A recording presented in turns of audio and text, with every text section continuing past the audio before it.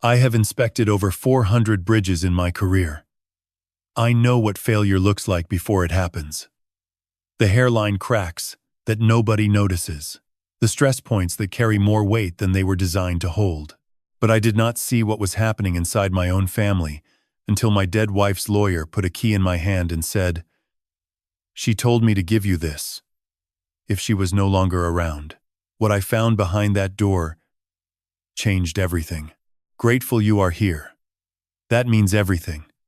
Quick ask. Drop a comment and tell me where you are watching from. Your country, your city. Let us see how far this story travels. One note before we start. Parts of this story are fictional, added for depth and entertainment. Names and locations are coincidental, but the lesson it carries is entirely yours to keep. I was standing at the kitchen sink watching the coffee maker work its slow and unhurried way through the morning when my phone rang. The number was a 423 area code I did not recognize, not stored in my contacts, not a number I had seen before. For half a second I considered letting it go to voicemail. I almost did.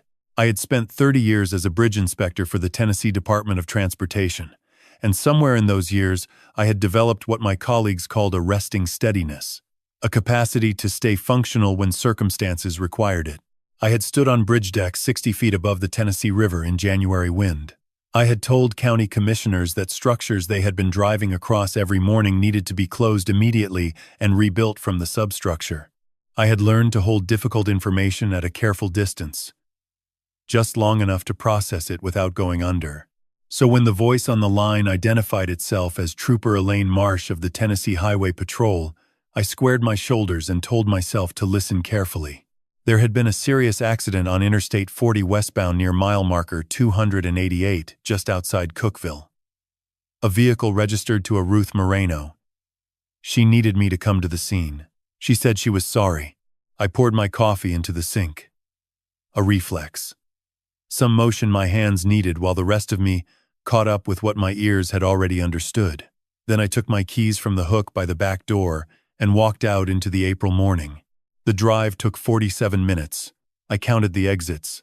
Knoxville fell away behind me in pieces. The commercial sprawl near the interstate, thinning into rolling green hills and pine corridors. And the mountains to the south, still carrying the blue haze that gives them their name. I held the speed limit exactly, not because I was thinking about speed, but because the discipline of a number, any number, was the only structure available to me in that car, at that moment. When I arrived, the westbound lanes were partially blocked. 2 patrol cars sat with their lights rotating against a pale April sky that did not seem to know what had happened beneath it. A fire truck was angled across the shoulder. An ambulance was on the scene, but it was not moving with any urgency. I gave myself 3 seconds before I looked directly at the vehicles. 3 seconds felt like the right amount. The same interval I allow when I first approach a compromised structure before I begin my assessment, enough time to prepare, not enough to avoid. A trooper met me at the barricade and walked me through the procedure with the careful courtesy of someone who had done this many times before. A series of questions. A form attached to a clipboard. A visual confirmation conducted behind a partition that had been arranged with the particular diplomacy of people trained to make the unbearable slightly less so. A signature at the bottom of a document I did not read in full. I confirmed it was Ruth. I signed my name where I was directed. Trooper Marsh shook my hand and told me again that she was sorry. I thanked her for her professionalism, because that is the kind of man I have always been, and because I had no other words that were available to me just then. I drove home the same route I had come. The exits counted themselves backward. I did not turn the radio on. Our house on Magnolia Avenue was a single-story ranch built in 1962. Red brick with a low-pitched roof and a dogwood in the front yard that Ruth had planted the spring we moved in. For 31 years she had been quietly shaping that house into something that carried her in every corner. Bookshelves along the hallway walls I had originally meant to leave bare. A reading chair wedged into the alcove off the guest bedroom that she treated as personal territory. Throw pillows in shades of sage and deep copper that I had resisted for years before I stopped noticing them entirely. After enough time, the things a person loves become indistinguishable from the structure around you. You stop seeing them and simply know they are there. Walking through the front door at 10:45 in the morning, I understood for the first time how much sound a house can make when there is no one else inside it. Her coffee mug was on the counter.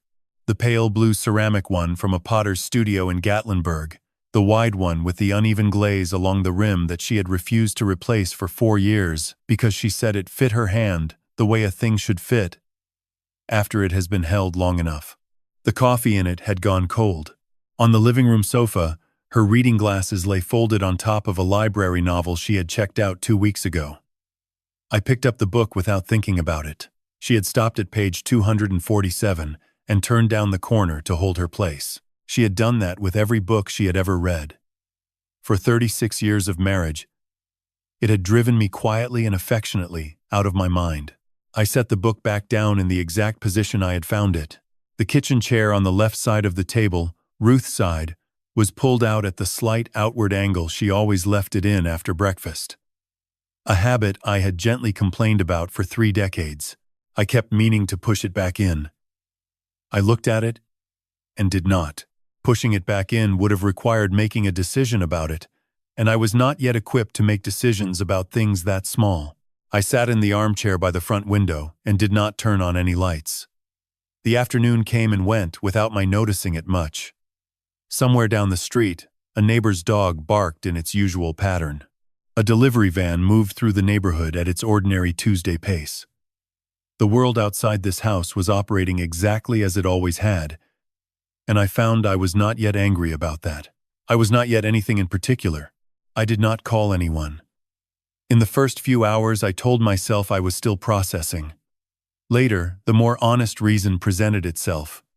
I did not know where to begin. 36 years of marriage. Ruth had touched every part of my life so completely that the task of cataloging her absence, person by person, phone call by phone call, until every soul who had known her had been told, felt like something with no visible end. I was not ready to start it. The house on Magnolia Avenue had never been this loud in its silence. And I was still standing inside a structure I had not yet understood had changed. The doorbell rang at 9 that evening. I had not moved from the chair by the window in what I estimated to be several hours, though I could not have told you exactly how many. Time had taken on the particular quality it takes on when there is no task attached to it. No appointment pulling it forward. No voice from the kitchen asking whether I wanted the porch light on. It simply passed. The way water passes under a bridge when no one is measuring it. Nathan was standing on the front step with his jacket still on and his keys still in his hand, like a man who had not paused between hearing the news and moving toward it. He was 35 years old and had his mother's eyes.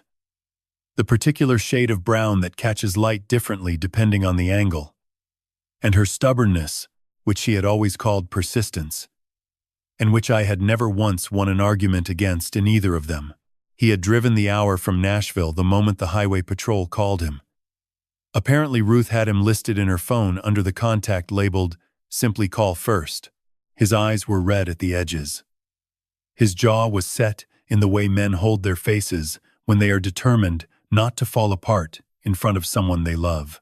He stepped inside and put his arms around me, and we stood in the hallway for a long time without saying anything because there was nothing yet that needed to be said.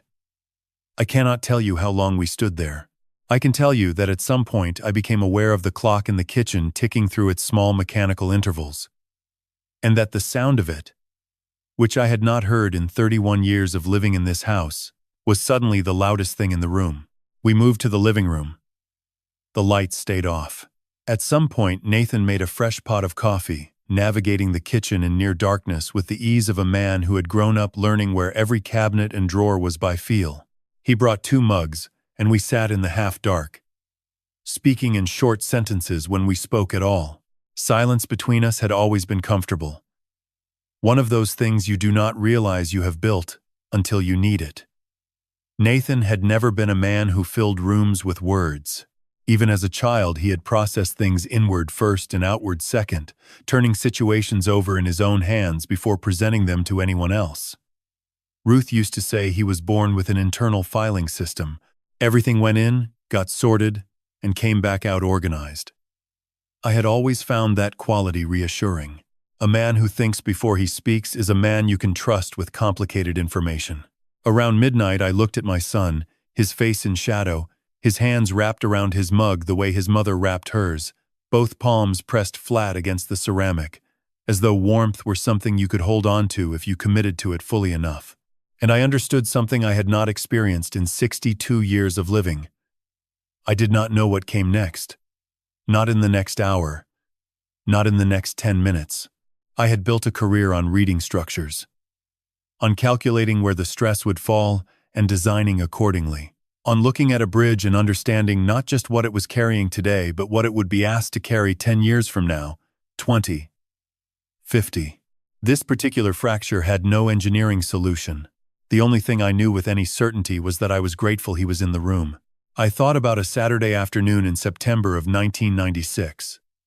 Nathan was 7 years old. We had been working on the bicycle for 2 weeks, Ruth and I trading shifts on the sidewalk along the hill near our house, while Nathan fought the training wheels, with the specific fury of a child who understood that the gap between what he wanted to do and what he could do was visible to other people. That fury was Ruth's. I recognized it every time.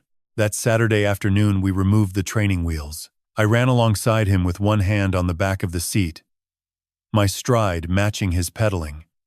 The two of us moving down the gentle slope at a pace that felt like something between walking and flying.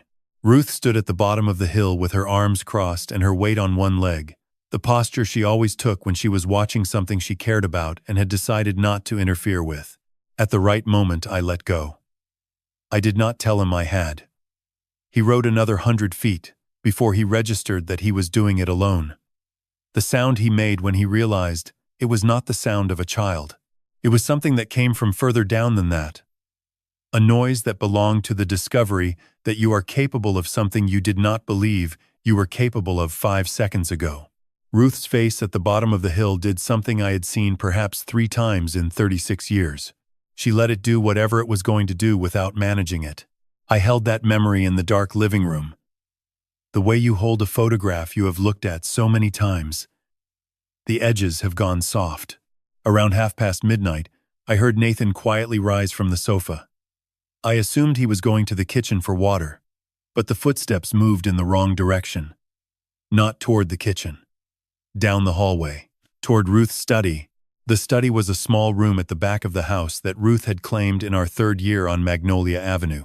She had put a desk in it and a filing cabinet and a lamp with a green glass shade, and over the decades it had accumulated the particular density of a room that belongs entirely to one person. I had not been inside it since the morning of the phone call. I had walked past the closed door several times and had not opened it. Not for any reason I could have named. Simply because the door was closed, and opening it required something I had not yet located. Nathan's footsteps stopped there. I heard the door open. A pause. The soft creak of a floorboard that I knew was 3 steps inside the threshold, near the filing cabinet. Then, silence. A long silence. Then the footsteps came back. Down the hallway. Past the living room where I sat perfectly still in the dark. Into the guest bedroom at the end of the hall. The door closed quietly. I told myself that grief makes people do strange things. I believed it too. A son standing in his dead mother's study at midnight, surrounded by her papers and her books and the particular smell of the hand lotion she kept in the top drawer. There was nothing unusual about that. There was nothing to examine. That was the last night I told myself anything without checking it twice. In the 2 weeks after we buried Ruth, I came to understand something about houses that 30 years of inspecting structures had never taught me. A house does not grieve all at once. It grieves in measurements, small accumulations that build across the length of each morning until the weight of them becomes impossible to set aside. The coffee maker produces more than one person needs. You stand at the counter and watch it fill the carafe to the line Ruth always filled it to because the machine does not know she is gone, and you pour 1 cup and leave the rest sitting there until it goes cold, and you pour that out too. The newspaper crossword sits open and unfinished on the kitchen table where she left it. 3 across is still blank. 14 down still has the wrong letter penciled in, the one she always put there first before she figured out the right one. The kitchen chair on her side remains at the slight outward angle she always left it after breakfast. I kept meaning to push it back in. Every morning I looked at it and did not. Nathan had set himself up to work remotely from my dining room table for most of the 2 weeks. He arranged himself at the cleared end with his laptop and a second monitor, and I will not pretend I did not find it considerably easier to breathe with another person in the house. He cooked simple meals in the evenings, set my blood pressure medication on the counter each morning in plain view, filled the gas in my car without once mentioning it. None of it was performed. That was the quality I was most grateful for. He also asked questions. Small ones, spaced across the days naturally enough that I did not register them as a pattern at the time. Had I spoken to our financial advisor? Did I know where Ruth kept the life insurance documents? Had the bank been notified about the joint accounts? Whether the beneficiary designations on the retirement portfolio had been reviewed since her passing? These were the ordinary tasks that follow a death, and someone needed to manage them. Nathan had always been the kind of person who processed loss by attending to the next necessary thing. I was grateful that one of us was handling the logistics while I was still sitting at the center of it all, trying to remember how the house was supposed to sound. Claire and Maisie arrived Saturday morning just after 10. Nathan's wife was a warm and clear-eyed woman, with a reliable instinct for what a situation required. She came through the front door, with her arms already open, held on for a long moment, and said 2 words. "We are here." It was exactly the right amount. Their daughter Maisie had just turned 5 and had inherited her father's serious eyes, along with her mother's irrepressible energy. Sometime in the past year, for reasons she had never fully explained, she had made the decision to call me exclusively Papa Bridge, a title I had never asked for and had entirely failed to talk her out of. It had started during a visit the previous summer when I made the mistake of explaining what I did for a living using a picture book about bridges that Ruth had found at a yard sale. Maisie had listened with the focused attention of a person receiving essential information and had apparently decided on the spot that the name suited me better than Grandpa. Ruth had laughed about it for a week. Maisie came through the door behind her mother carrying a small travel chess set she had received for her birthday. "Papa Bridge," she announced before she had cleared the entryway. "Dad keeps telling me the horse moves in an L, and I am pretty sure it moves in a J." I spent the next 2 hours on the living room floor with the chessboard between us, and those were the 2 best hours I had managed since the morning of the phone call. Maisie played chess the way she did everything, with complete commitment and an organizational logic that belonged entirely to herself. She moved her pawns in clusters. She positioned both knights in the center of the board before touching anything else. When I took one of her bishops, she studied the board for a full 30 seconds before saying, firmly and without distress, that the bishop had wanted to go there anyway.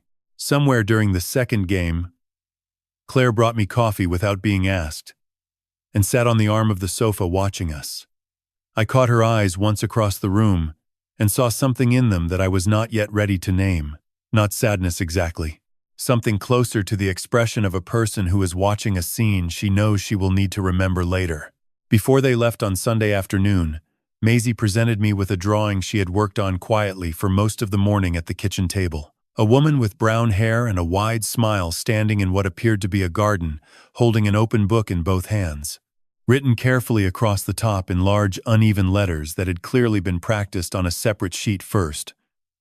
Grandma Ruth. I thanked her the way a man thanks a child when he is concentrating hard on not falling apart.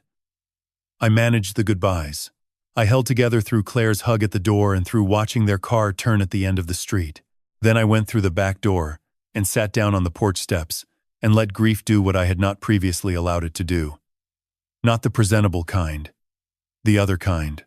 The kind that comes from somewhere below the foundation. I stayed there until the cold made itself felt. Then I went inside and washed my face and stood in the hallway for a moment and found myself doing something I had not planned. I walked into Ruth's closet. I had been looking for a spare blanket. That was what I told myself. But once I was standing in front of the hanging rack with the cardboard box at my feet, I did not reach for the blanket shelf. I worked through the closet, the way I work through most problems, methodically, from one end to the other. Her winter coats first, then the blazers, then the items pushed to the back that she had not worn in years, but had kept for reasons she never once explained in 36 years of marriage. I folded each piece carefully. It was the only way I knew to do it. Her charcoal gray winter coat, the wide-collared one she had worn every cold season for the past 5 years, felt heavier than it should have. I put my hand into the inner pocket and found a piece of paper folded into a small, tight square. It was printed on cream-colored professional letterhead, the kind that comes from a proper office rather than a commercial printer. At the top, in clean serif type, Ashford and Hale, Private Legal Services. Below that, a date from 9 months ago, a client reference number, and a balance marked paid in full. The name meant nothing to me. We had used the same family attorney for 22 years. Ruth had always managed our legal and financial matters with full transparency. I had known everything she had ever signed, every document, every account, every arrangement of consequence. I stood there in the closet with the coat in one hand and the receipt in the other, and the house around me shifted in a way that had nothing to do with the foundation. There are documents you find, and documents that find you. The receipt from Ruth's coat pocket had been waiting for me, the way a crack in a load-bearing wall waits for the inspector who has not yet looked in the right place. It does not announce itself. It does not grow louder. It simply sits inside the structure, patient and precise, until the moment someone's hand passes over it and everything changes. Ashford and Hale, Private Legal Services. I stood in the closet for perhaps 2 full minutes, holding that piece of paper, turning it over as though the back might contain something the front had withheld. It did not. The receipt was what it was, a record of payment for legal services rendered 9 months before Ruth died, issued by a firm I had never heard her mention, for a matter I had never been told existed. In 36 years of marriage, Ruth and I had operated our legal affairs through a single attorney, Gerald Pittman, downtown Knoxville, a man whose office smelled permanently of coffee and old carpet, and who had handled our wills, our property transfer, our estate documents, and every contractual matter of substance that had passed through our lives since 1992. Ruth had managed those arrangements with full transparency. She kept a filing cabinet in her study, organized alphabetically, updated quarterly. I had never once opened that cabinet and found something I did not expect. Ashford and Hale. Paid in full. I folded the receipt back along its original crease. I walked to the kitchen. I opened the junk drawer beside the refrigerator, the one that held dead batteries and expired coupons, and the miscellaneous accumulation of a household that has existed long enough to generate a small archive of things that belong nowhere else. I placed the receipt inside and closed the drawer. I told myself I would look into it later. I told myself there were a dozen reasonable explanations. A referral from a colleague. A professional consultation related to Blackwell and Associates, the accounting firm where Ruth had spent 31 years. Something related to a client matter that required outside counsel. The explanations were available, and they were rational, and I selected none of them, because selecting one would have required believing it, and I had not yet decided what I believed. The drawer stayed closed. The receipt stayed inside it. And I stayed in the kitchen for a while, standing at the counter with both hands flat on the surface, looking at nothing in particular. That evening, passing the guest bedroom on my way to the kitchen for water, I heard Nathan's voice through the slightly open door. He was speaking quietly, a deliberate kind of quiet, the kind a person uses when they are conscious of walls and the people on the other side of them. I stopped in the hallway without meaning to. Not yet. A pause. He does not know. A longer pause, during which I heard the faint tinny sound of another voice coming through the phone speaker, too small and too far to distinguish words. Then Nathan's voice again. Lower. More careful. I will keep you updated. I stood in the hallway.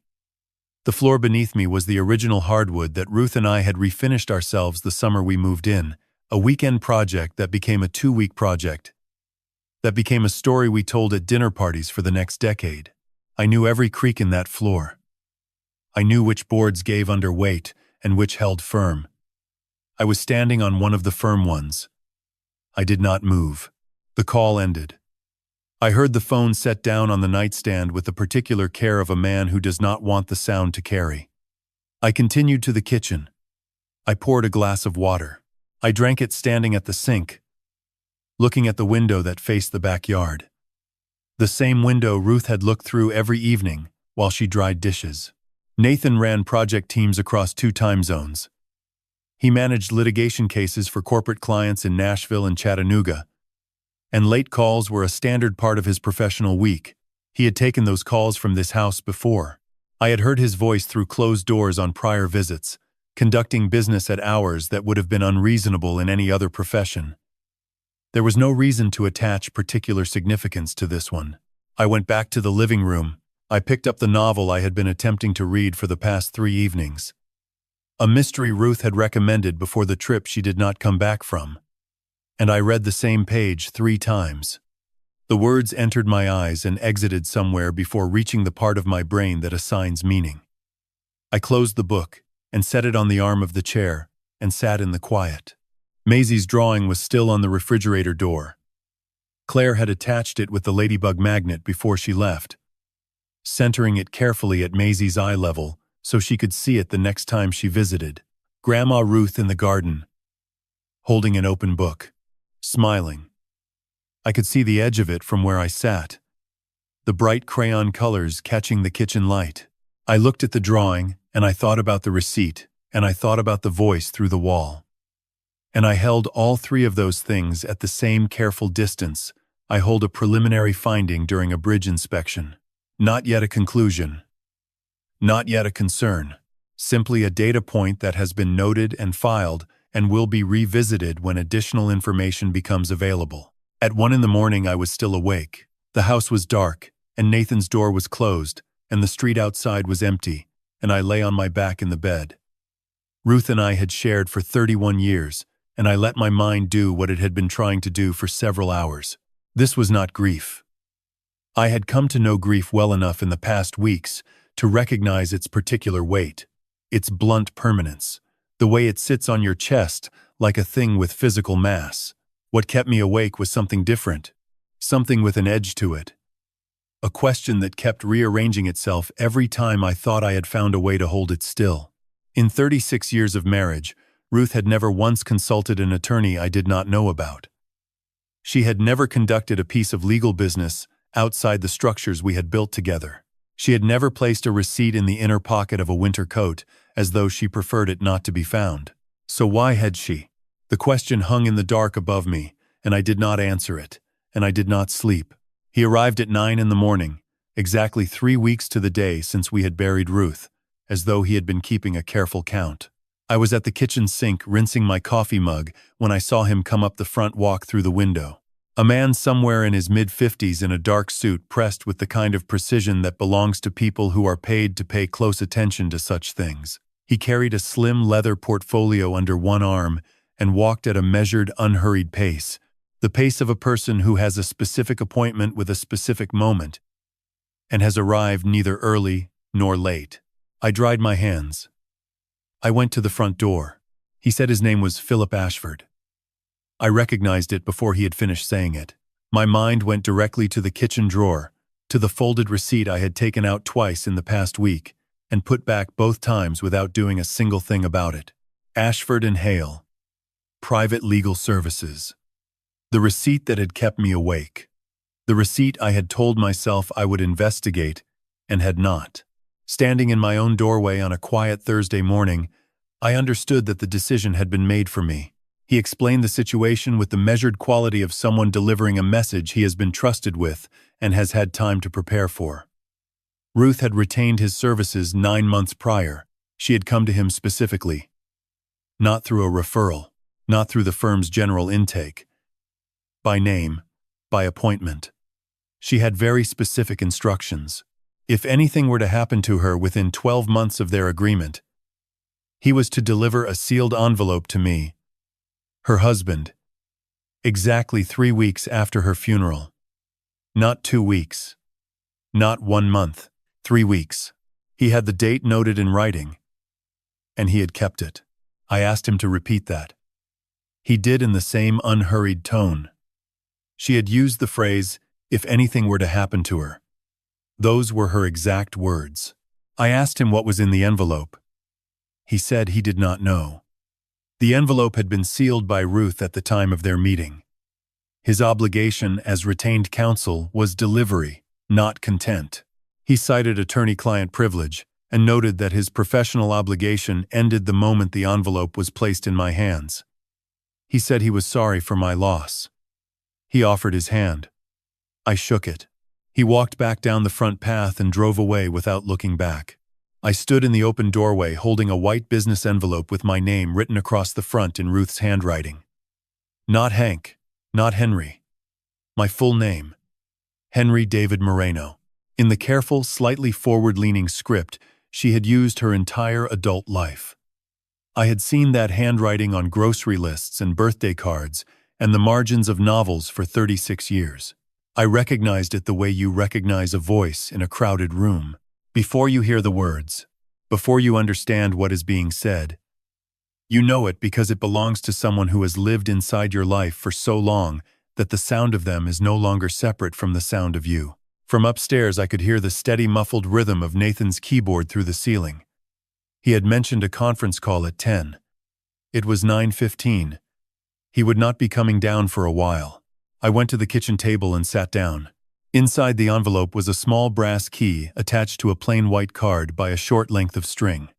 On the card in typed characters, 14 Birch Lane, Lake Norris, Tennessee. Below the key, folded once, a single sheet of paper, Ruth's handwriting. Unhurried.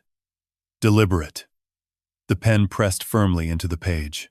Come to 14 Birch Lane, Lake Norris. Go alone. Do not tell Nathan. You will find your answers there. I read it 3 times. The words did not change.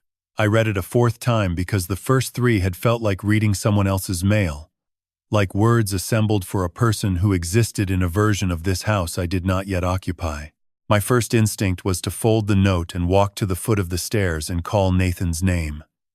36 years of marriage had built a deep habit in me of bringing problems to the people I trusted most. Nathan was perhaps 20 feet above me and could be at this table in under a minute. The note said, "Do not tell Nathan." It said it clearly, and by name. I folded the paper along its original crease and slid it into the breast pocket of my shirt. The key went in after it. I smoothed the fabric over the pocket with one hand and sat there for a moment, feeling the small, specific weight of both objects against my chest. Then I picked up the empty envelope and dropped it in the recycling bin under the kitchen sink.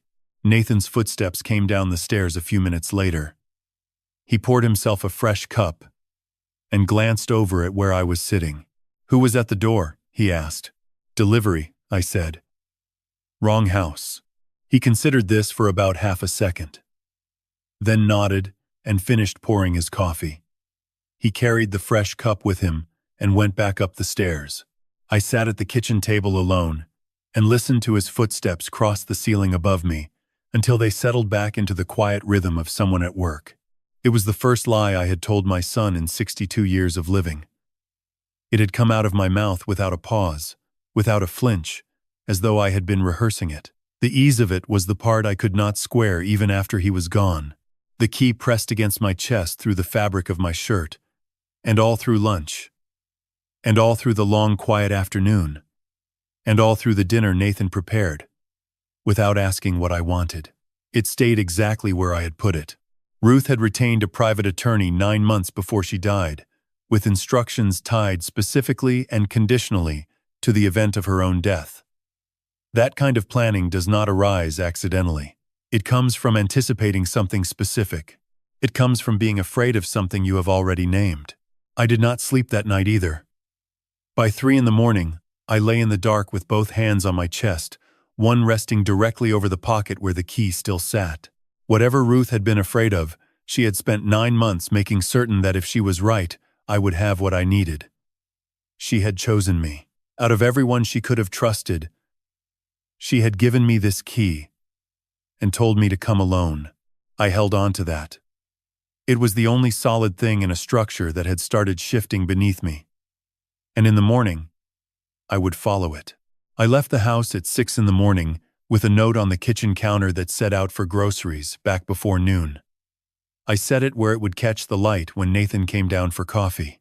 Then I took my keys and my jacket and let myself out through the back door into the gray pre-dawn quiet of the street.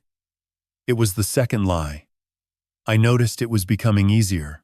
The drive north on Interstate 75 took just over an hour. Knoxville released me gradually, the way a city does when you leave it early enough that it has not yet fully committed to the day. The commercial districts thinned first, then the residential developments, then miles of undeveloped land where the pines began to appear along both shoulders of the highway. Somewhere north of Clinton they thickened into something continuous, a corridor of green that closed over the road and changed the quality of the light. The morning sun came through the canopy in fractured patterns, shifting and reappearing, the kind of light that moves across a surface rather than settling on it. I had driven north on this highway many times in 30 years of bridge work. I knew the exits and the interchanges and the specific point where the ridge system changes and the valley opens up toward the lake. But I had never paid attention to the transformation the way I did that morning.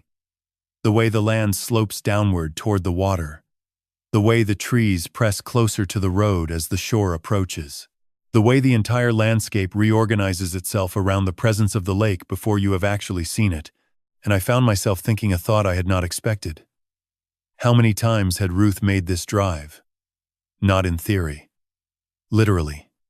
How many Friday mornings? How many August afternoons? Whether she had come alone or with someone. What she had felt when the trees closed in around the road and the lake began to show itself between the gaps in the pines. I had been married to her for 36 years, and I did not know the answer to any of those questions. I turned off the highway onto a narrower county road heading west toward the water. It occurred to me for the first time that I was doing something I had never done in 36 years of marriage. Going somewhere without telling anyone the truth of where I was going. Every trip I had ever taken. Another city. A week away. An afternoon errand. Ruth had known. Since her death, Nathan had taken that role, without either of us naming it. Now I had left a note that said groceries and driven an hour north into the mountains. The solitude of it was something I had no previous name for. I turned onto Birch Lane at 7:20. The pines closed in immediately on both sides, dense, the branches nearly meeting overhead. The morning light reduced to something filtered and green, the particular quality of light in a forest before the sun has climbed high enough to reach the floor. The lane was unpaved, gravel that crackled softly under my tires. At the end of it, set back from the water, was the cabin, low, wood-sided, a screened porch facing the lake. Beside it sat a vehicle I did not recognize. A dark blue SUV with current Tennessee plates. The interior lights were off, but the screened porch door was propped open. Whoever was here had arrived some time ago. I put the car in park and sat for 2 full minutes. In those 2 minutes I thought about what kind of woman plans carefully for the possibility of her own death 9 months in advance. And I thought about whether in 36 years of marriage I had ever actually known her. The cabin was smaller than I had expected. A single-story wood-frame structure, perhaps 800 square feet, including the porch. But smaller was not the same as neglected. The wood siding had been recently stained. No warping at the corners. No rust around the window hardware.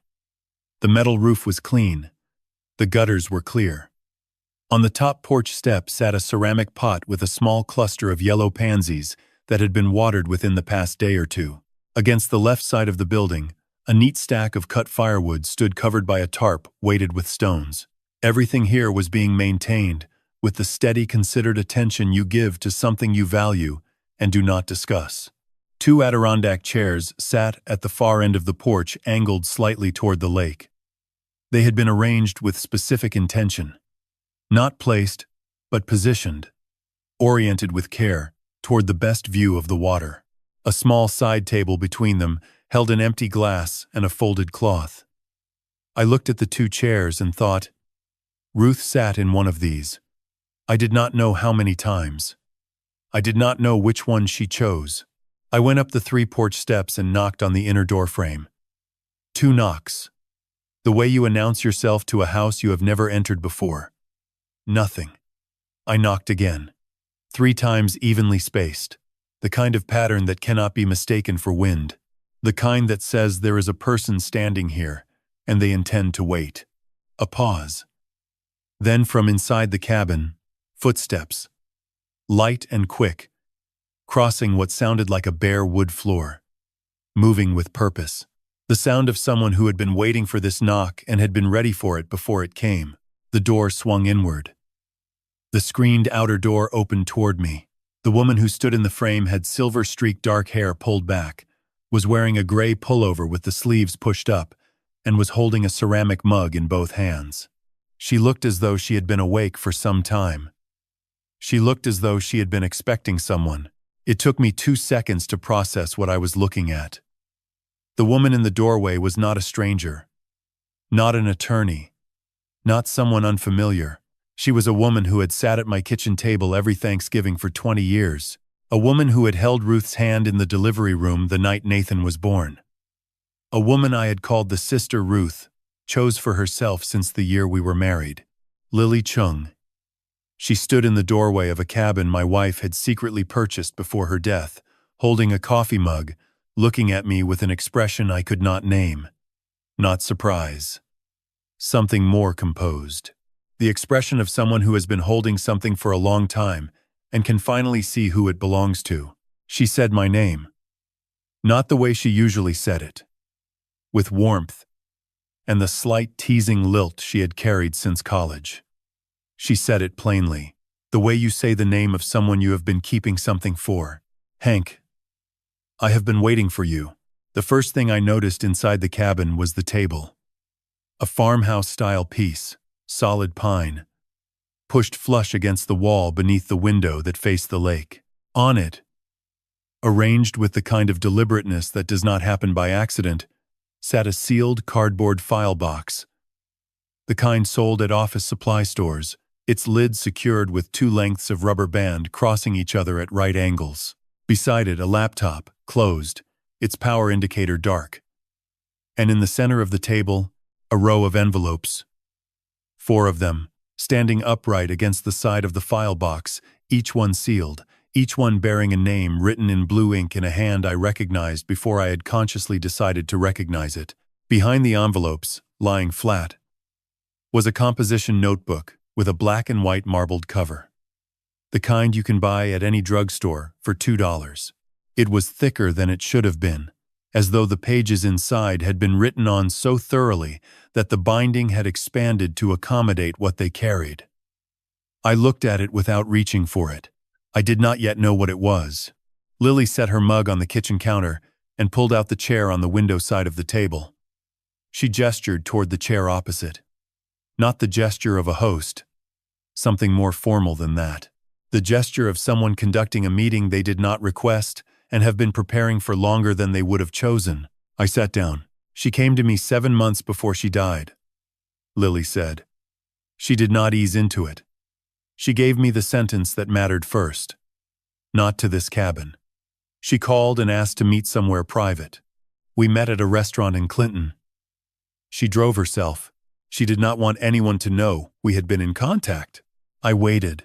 She told me she had discovered something. That there were people not unknown to you, Hank, who were working towards something that would damage you seriously. Not just financially. More than that.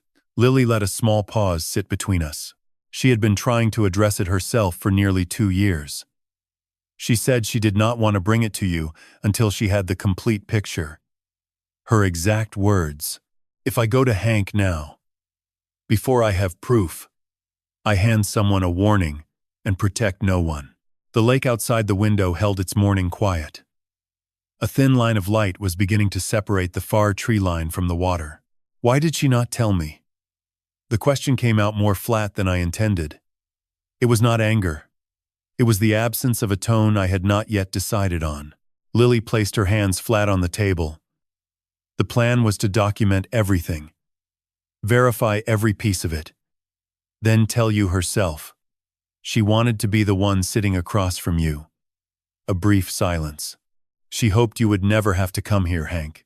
She hoped she would be the one to explain all of it. I looked at the file box. I looked at the envelopes. I looked at the composition notebook with its swollen binding. Why you? I asked. Because she needed someone already inside the situation who was not implicated in it. Lily let that stand on its own, before adding, and because I have Maisie to think about. I did not ask her to clarify the second part. The mention of my granddaughter's name settled into the room, and I chose not to examine it yet. Not yet. Lily reached across the table and slid the first envelope toward me. It was thicker than the others. 4 or 5 pages folded inside. My name on the front. Hank. Not Papa Bridge. Not Henry. Just Hank. Written in Ruth's handwriting, which I had not seen since 7 months before she died, which was still absolutely familiar. The particular downward pressure on the capital H, the small closed loop she always made at the bottom of the letter K, the handwriting of a woman I had known for 40 years. I held the envelope for a moment without moving. Then I opened it. 5 pages folded in thirds. I opened them flat against the table. Good paper stock, not printer paper.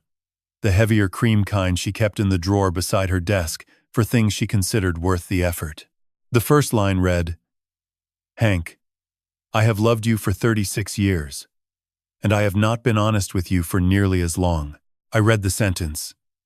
I read it again. I set the letter down on the table and looked out the window at the lake. The water had not moved. The line of light, along the far bank, had extended perhaps another degree. 2 wood ducks came in low over the surface and landed without sound in the small cove to the left of the dock. Lily did not speak. She sat with her hands flat and waited. The patience of someone who has had months to finish grieving the thing I was only now beginning to find the edges of. I picked up the letter. Ruth placed me in Memphis, 1988. An accounting conference at a hotel she named. She had been working for a regional firm at the time, 2 years before Blackwell and Associates brought her on as a senior accountant. The conference ran 3 days. I had not gone because we were not yet married. We had been together for 11 months. The man's name was Frank Calloway. He had been presenting on commercial real estate tax structures. They met at one of the evening sessions. Continued talking after. The next morning had breakfast together, and then did not stop. She wrote the sequence plainly, without over-explaining. For 3 months. And then she ended it. She wrote, I ended it because I understood what it meant. And I chose you. That sentence appeared in the same careful handwriting as everything else on the page. No larger letters. No additional pressure on the pen. She had written it the way you write something you have thought about for so long that it has come to weigh the same as everything else you have ever decided. She had discovered she was pregnant, approximately 4 weeks after ending the relationship. She counted the dates carefully. The range made absolute certainty impossible. I could be the father. Frank Calloway could be the father. The overlap was narrow but present. She chose to believe it was me. She chose not to confirm. She wrote, I made a decision, and I chose to live inside it. I did not revisit it. I told myself that was the right thing to do, and I believed it for a long time. Sometimes I still believe it when I am not paying careful enough attention. I set the pages down. I looked at the lake. I picked them up again. Ruth's letter did not end with the confession. It continued for 3 more pages. And what she wrote next was not about 1988. It was about 2022. It was about a man who had come back. And it was about our son. I turned to the second page and read what Ruth had written about the years that followed. She watched Nathan grow. She looked for Frank Calloway in him. in the shape of his jaw, in his hands, in the particular way he processed silence before speaking. She did not find it. She convinced herself over time that the answer had always been obvious, and that she had only failed to see it clearly because she had been frightened once. She wrote, "I loved Nathan completely. I loved you completely. I told myself that the silence was a form of kindness." Then she wrote, "I understand now that it was not only that." In 2022, the past found its way back. Ruth did not describe how in this letter. She said the documentation was in the file box. Frank Calloway had contacted her directly in the fall of that year. Not through an attorney, not through any formal channel. He came to her office at Blackwell and Associates and sat across from her desk and told her he had reason to believe Nathan was his son. He had information he was prepared to act on. He requested that she establish a trust fund in Nathan's name with a specific structure he detailed. A transfer mechanism that would give him legal access should Nathan's paternity ever be formally established. He presented this as a reasonable arrangement. He was calm throughout the meeting. Controlled. The specific calm of a person who has already determined what happens if the answer is no. She refused. He thanked her. He left without argument. That was what frightened her. Not the demand. The departure. Within 6 weeks, an attorney representing Calloway had sent a letter to Blackwell's general counsel, framed as a preliminary inquiry in advance of a potential paternity action, but specific in its questions about Ruth's estate structure and beneficiary arrangements. She had retained a private investigator, a man named Tom Wexler, whose full analysis was in the file box. Wexler had explained what the inquiry actually indicated. Frank Calloway was not preparing to go to court. He was preparing to act after she was no longer in the picture. The legal correspondence was scaffolding, not the threat itself. He was building a framework for afterward. She wrote, "I do not know whether what I feared has come to pass, but I know enough about Frank Calloway to understand that a man with his history and his level of desperation does not accept a refusal and walk quietly away from it. If you are reading this letter, Hank, then I was not wrong to be afraid." The final paragraph read, "Before you open the next envelope, I need you to know that what I did in 1988 is mine to carry. What was built around it in the years since then, what grew from it without your knowledge, what was decided on your behalf without your consent, that is not. Whatever you choose to do with what you find in that box, be braver than I was." I folded the pages carefully along their original creases and placed them on the table. Lily reached across and set a second envelope beside my hand. It was not handwritten. The label on the front was printed in the flat institutional typeface of a medical laboratory. Paternity Analysis Report. Confidential. I looked at it for a long moment. There are things that once opened cannot be closed again. An engineer understands this. You do not remove a load-bearing element from a structure to see what happens. You calculate first. You model the consequences. You determine whether the remaining structure can support itself before you take the first piece away. I had no model for this. I opened it. The report was 3 pages single-spaced, formatted with the cold precision of every technical document I had read across 30 years of inspection work. The laboratory was private, based in Atlanta. Ruth had ordered it through an intermediary service and had the results delivered to a post office box in Maryville. Not to the house on Magnolia. Not to Blackwell. The samples were labeled by initials only. Sample A, hair, labeled NM. Sample B, hair, labeled FC. A third comparison sample labeled HDM had been submitted alongside them. The analysis ran 2 dense pages of statistical methodology. What followed was a single paragraph of conclusions. Probability of paternity between sample B and sample A, 99.97%. The final notation read, "Comparison sample HDM does not indicate a biological relationship with subject NM, consistent with first-degree paternity." I read the document through once. I read it a second time more slowly. The third time I read it, without stopping at anything. Then, I set it face down on the table. I stood up and went to the window. The lake outside had begun to catch the morning light properly. The flat gray-green of early morning, giving way to something warmer. I stood and watched the surface, and did not attempt to think about what I had just read, because there was no thinking required. The document had been written to eliminate ambiguity. It had performed that function completely. What I thought about instead was the bicycle. The hill near our house. Nathan, at 7, furious at the training wheels, furious at himself. The moment I let go of the seat, and he rode 100 feet before he knew he was alone. The sound he made, I thought about a Tuesday afternoon in the driveway on Magnolia. Nathan, at 16. I set a key ring in his open hands and said nothing else. He looked down at it and then looked up at me, and also said nothing, because we both understood that some exchanges do not improve with words.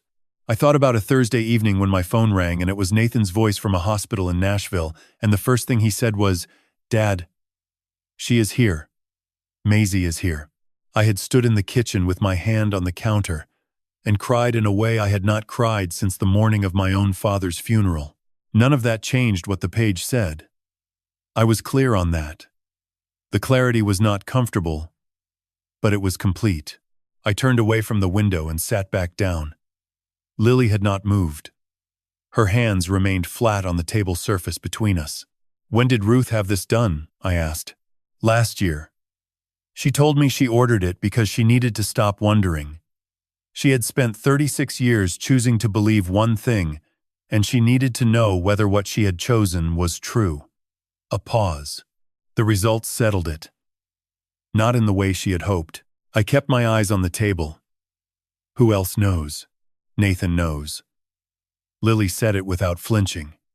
"He found out in 2021. Not from this test. He came to it through something separate on his own. But he knows." I held that for a moment. Nathan had known for 3 years. He had known while standing in my kitchen, while eating meals I had prepared, while calling on my birthday. While placing his hand on my shoulder at the graveside. Lily reached into the file box and set a third item on the table. Not an envelope this time. The composition notebook with the black and white marbled cover, its binding swollen with what it carried. She opened it to the first page and turned it toward me. The handwriting inside belonged to my son. Ruth was a certified public accountant for 31 years. She balanced books the way other people breathe. Automatically. Precisely. Without conscious effort. She could look at a column of figures and identify the error before she had finished reading them. The way a musician hears a wrong note before the measure is complete. It was not a skill she had learned. It was a way of seeing. Numbers organized themselves in her presence. Discrepancies announced themselves. She once told me that the most dangerous number in any ledger is not the one that is wrong. It is the one that is almost right. The one that sits inside the acceptable range and waits. I had always assumed that Nathan's particular attention to documentation was inherited from her professional discipline. The careful way he filed things. The records he kept of his own case work. The habit he had of noting details in the margins of legal briefs that other attorneys in his firm considered excessive. I had thought of it as a professional trait. A good one. The kind of meticulousness that makes a man reliable. I had not understood until that morning in the cabin how literally true the inheritance was. The composition notebook was ruled. College-width lines. Nathan had written in black ink, in a hand that was smaller and more compressed than Ruth's, but carried the same fundamental quality, the same attention to forming each letter completely, the same refusal to abbreviate. Every entry was dated. Every entry carried a time stamp, sometimes to the minute. The left margin held the date. The center of the page held a summary of the interaction. The right margin, in a narrower column, Nathan had drawn himself with a ruler, held figures, dollar amounts, account numbers, policy references. It was a ledger. Not in the metaphorical sense, in the literal, operational sense of the word. Nathan had been keeping a precise and continuous record of every interaction he had with Frank Calloway since the first contact in early 2022. Every phone call, every meeting, every request made, and every piece of information provided. He had documented it the way his mother documented financial transactions. Entry by entry, line by line, without omission. Lily told me that Ruth had found the notebook in Nathan's briefcase during a family dinner at the house on Magnolia. She had been looking for a pen. She had opened the wrong compartment. She recognized the handwriting immediately and the significance of what she was looking at within seconds because she was Ruth, and because a woman who has spent 31 years reading ledgers does not require time to understand when she is looking at one. She photographed every page. She did it that evening, in the bathroom, while Nathan and I were in the living room watching a basketball game. She returned the notebook to the exact position she had found it. Then she brought the photographs to Wexler and to this cabin and added them to the file she was already building. Lily opened the laptop and inserted a small USB drive. She typed a password and opened a folder containing a column of audio files, each labeled with a date and nothing else. She selected the first one. She pressed play. The sound quality was clear. Nathan had been recording his own calls. Lily told me he had started doing it several months in, when something Frank said made him uneasy, and he could not name why. A party to the conversation recording it. Legal, in Tennessee. The first voice I heard was Nathan's, and it reached me the way his voice always does when I am not expecting it. The specific register of it. The particular weight he puts on the first word of a sentence. You do not need time with a voice you have known since it was not yet formed. The second voice was lower, unhurried, measured in the way of someone who has thought through every direction a conversation might go before it begins.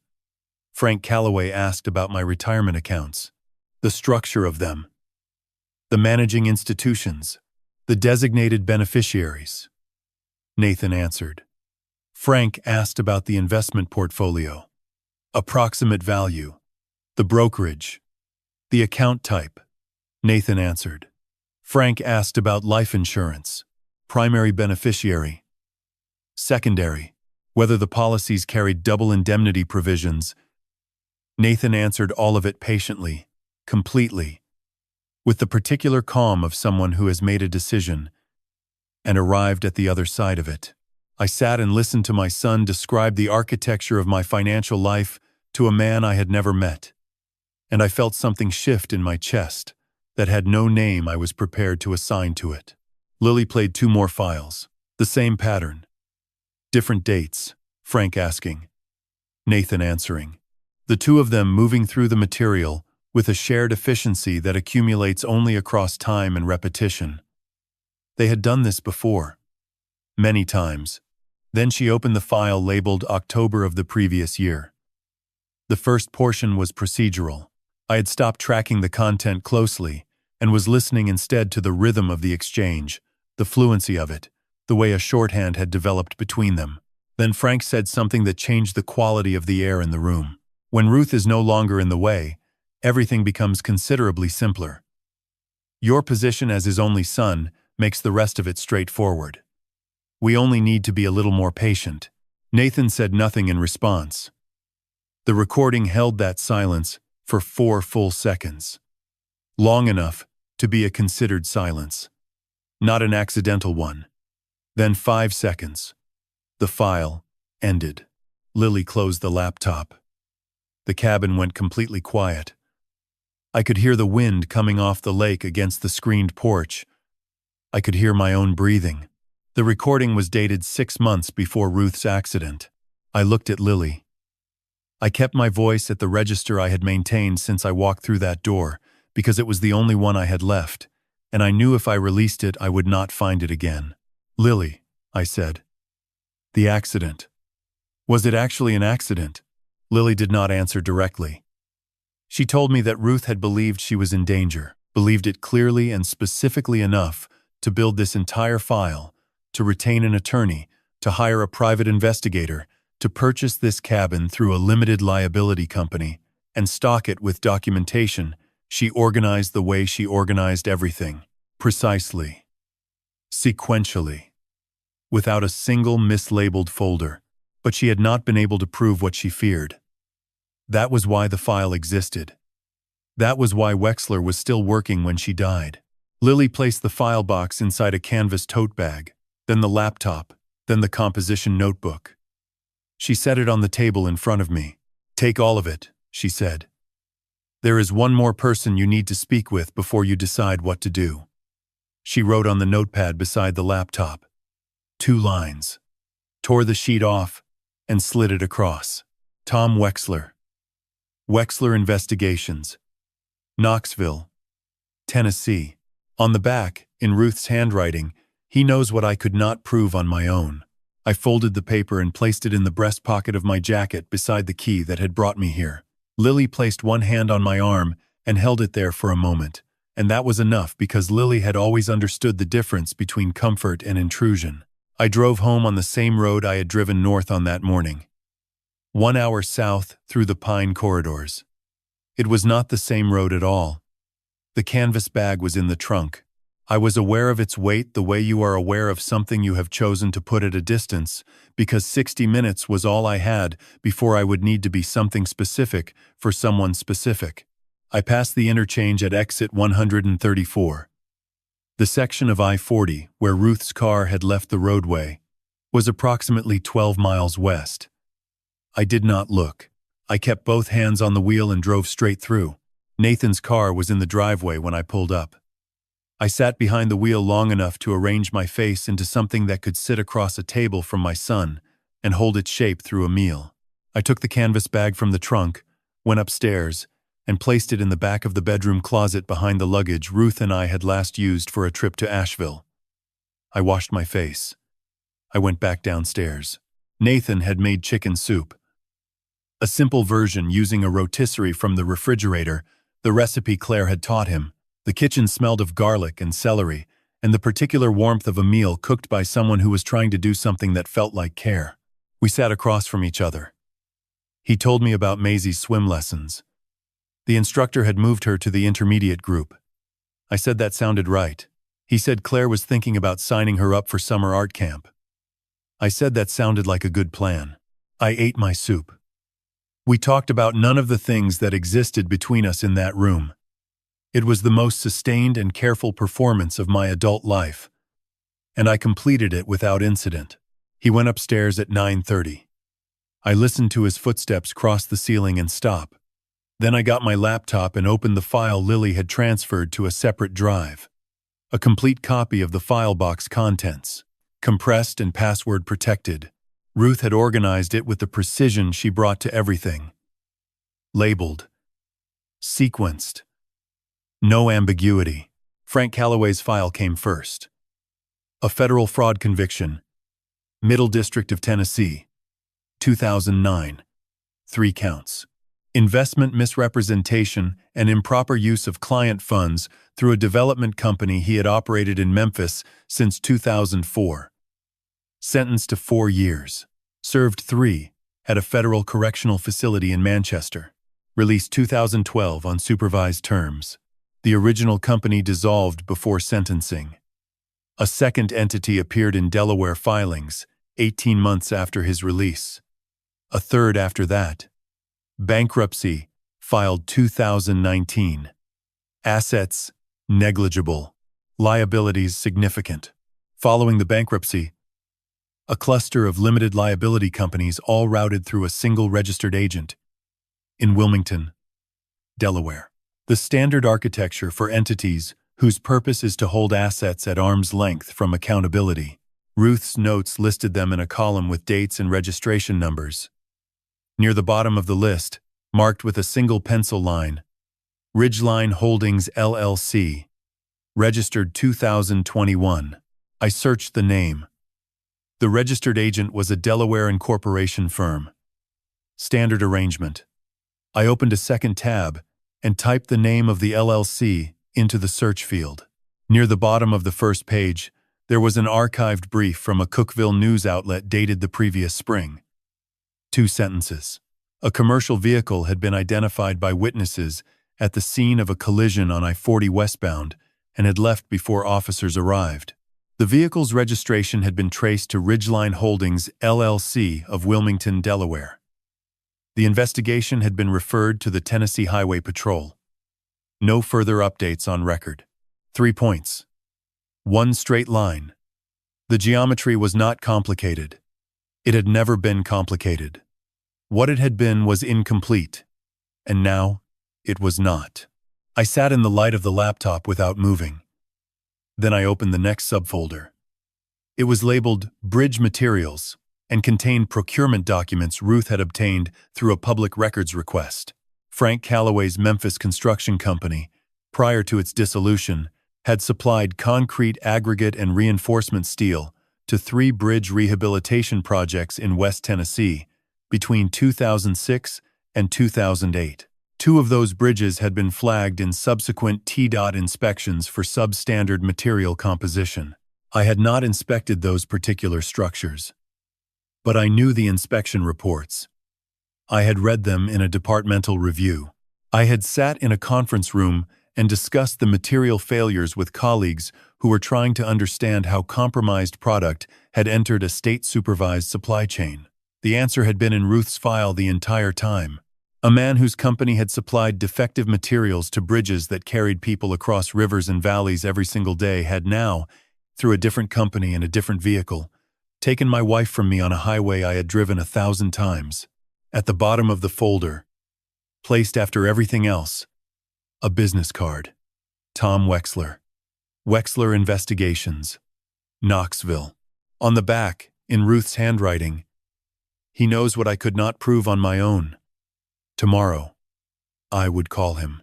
Tonight, I needed to sit with what I already knew. I told Nathan I had an appointment with a financial advisor. That was the 3rd lie I had told him in a week.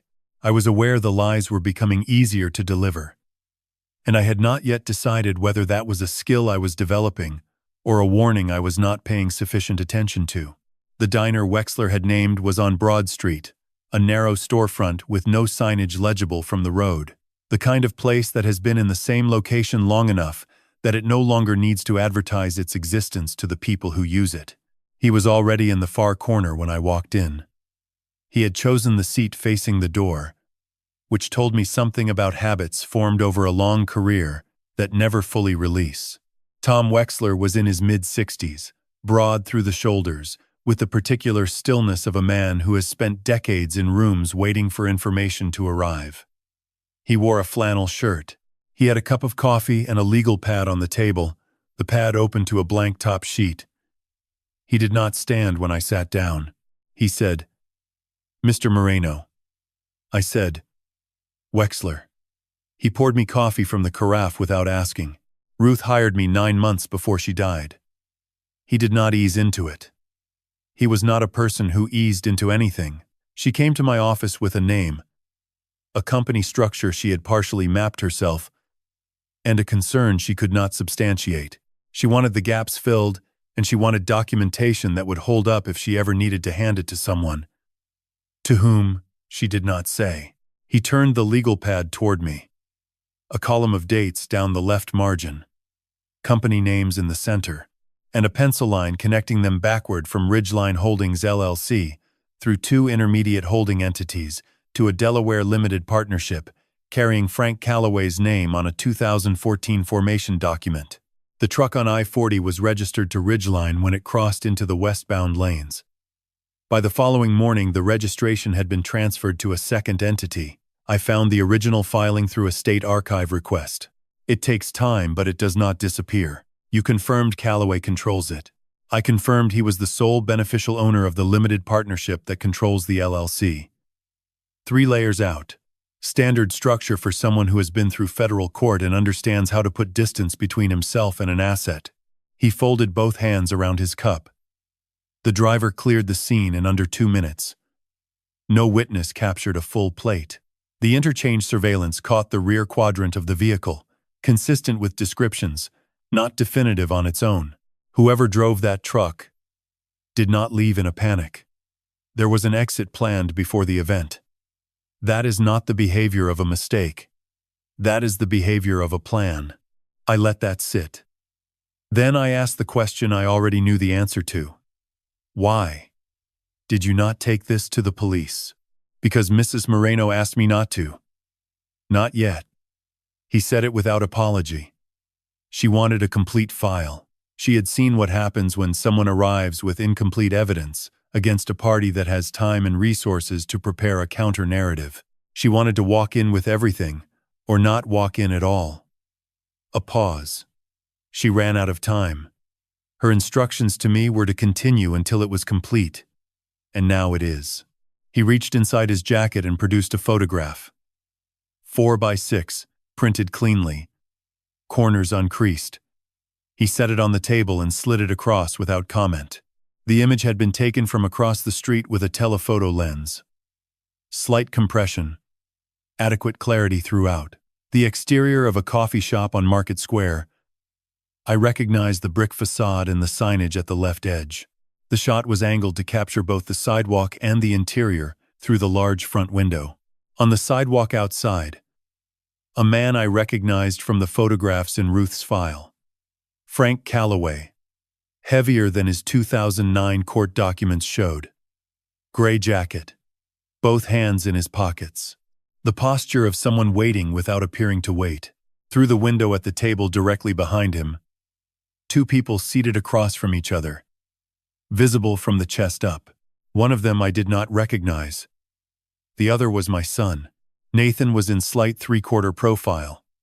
He was wearing the dark blue jacket he put on most weekdays. His hands were on the table. He appeared to be listening with the focused attention of a man engaged in the business being conducted at that table. He did not look coerced.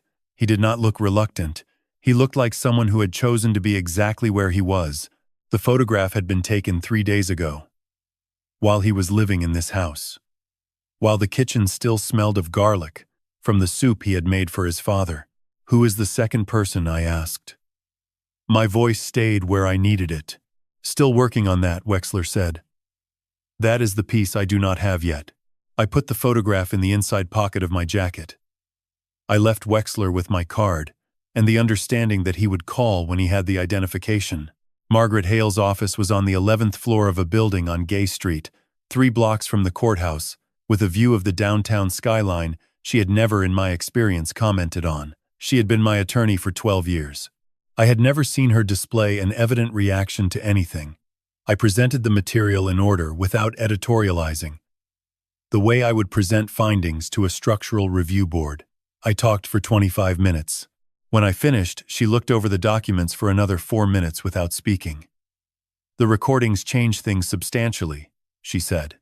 What they give you is motive, planning, and a demonstrated pattern of coordinated action that predates the accident by more than a year. Combined with the vehicle evidence, you have a case that is considerably more than circumstantial. Her recommendation was direct. Knoxville PD. Homicide Division. This afternoon, in the elevator going down, she said, "You handled this extremely well, Hank. Most people confront their son first and lose the evidence before they understand what they have." I said, "I am a bridge inspector. You have to know what you are working with before you move a single piece." The Knoxville Police Department headquarters on East Hill Avenue was not what I would have designed for that purpose. The lobby was functional in the way that buildings are functional when they have been expanded and modified too many times across too many budget cycles. Margaret gave her name at the front desk, and we were escorted upstairs without waiting. Detective Carmen Reyes met us at the elevator. She was in her late 40s, compact, with the particular quality of stillness I had come to associate with people who have trained themselves to reveal nothing during working hours. Dark blazer, no jewelry except a watch she did not look at. She shook Margaret's hand, then mine, and led us to a conference room at the back of the floor with a window that faced the side of another building 10 feet away. The kind of silence in that room was not accidental. It had been arranged. Her partner, a younger man named Dunlap, was already inside with a legal pad and a digital recorder on the table. Reyes gestured for us to sit. She sat opposite, uncapped her pen, and said, "Mr. Moreno, take me through it from the beginning." I did. I had organized the physical documents into a sequence the previous afternoon, each one labeled, each transition point marked with a brief notation on an index card Margaret had suggested. I worked through it in the order the evidence had arrived. The key, the cabin, Lily's account, the letter, the paternity report, the composition notebook, the recordings, Wexler's report with the vehicle registration chain, the archived news brief, the photograph from Market Square, Margaret's obtained copy of the letter Frank's attorney had sent to Blackwell 6 months before Ruth died. I finished in 28 minutes. Neither Reyes nor Dunlap had spoken since I began, except when Dunlap asked me to slow down twice to ensure the recorder was capturing clearly. Reyes looked at the documents spread across the table for a long moment. She looked at individual pieces and then at the sequence as a whole, the way someone does when they are mapping a structure in their head rather than viewing it in pieces. The audio recordings, she said. How were they captured? My son recorded his own calls. He had been doing it for several months. Tennessee is a one-party consent state, Margaret added. A party to the conversation recording it. The recordings are legally obtained. I know the statute, Reyes said. Not dismissive. Clarifying. She moved to the next question. The vehicle registration transfer. You have Wexler's documentation here. How did he establish the original registration given the transfer had been processed by the following morning? State Archive request for the registration history. The filing shows both the original record and the transfer, time-stamped. She wrote something. The photograph from Market Square. Who took it? And what equipment? Wexler. He can provide equipment details and precise coordinates. We will contact him directly. Another notation. The letter from Calloway's attorney to Blackwell's general counsel. How did you obtain a physical copy? My attorney requested it from the general counsel this week. The original is on file at Blackwell. Reyes set her pen down flat on the table. It was the first decisive movement she had made since we sat down. The chain of custody on most of this is non-standard, she said. That is not an obstacle. It is a condition we work with. Defense attorneys will challenge the sourcing of documentation gathered by a private investigator under circumstances that were not court-supervised. We anticipate that. She looked at me directly. What you have brought me is a solid starting point. The audio recordings create a documented motive and a pattern of premeditated coordination that the vehicle evidence alone could not establish. The composition notebook corroborates the pattern independently. That combination is meaningful. She paused. What I need to tell you is that we will conduct our own independent investigation of every element in this file before we present anything to the district attorney. I said I understood. I also need to tell you something else. She folded her hands on the table. You are not to contact Frank Calloway directly or indirectly, and you are not to contact your son regarding this matter. No conversations. No written communications. No intermediaries. If either of those men contacts you, do not engage. Document the contact and call me immediately. She slid a card across the table. My direct number. Not the main line. Mine. Margaret spoke. Whatever happens with the criminal matter, his civil liability is also substantial. Frank Calloway's objective, as far as the documentation indicates, was to access the assets in your wife's estate through Nathan's position as her primary beneficiary. The figure Wexler identified in the company filings is consistent with the net value of her estate. Approximately $1.8 million. I had not seen that number before. It sat on the table between us for a moment, the way numbers do when they have been converted from an abstraction into a specific weight. One more thing, Reyes said. You do not discuss this meeting. Not with neighbors. Not with colleagues. Not with anyone who is not your attorney. If the people we are looking at have any indication that this file exists or that an investigation has been initiated, the evidentiary trail becomes significantly more complicated to preserve. I had spent 3 weeks not letting anything show at a dinner table. The instruction was not a difficult one. In the parking lot outside the building, Margaret stopped beside her car. She stood for a moment, looking at the entrance we had come out of. "Ruth chose the right person to leave that key to," she said. I looked at the building. "She chose someone who knew how to wait," I said. "That is all it was." Margaret nodded once and got in her car. I got in mine.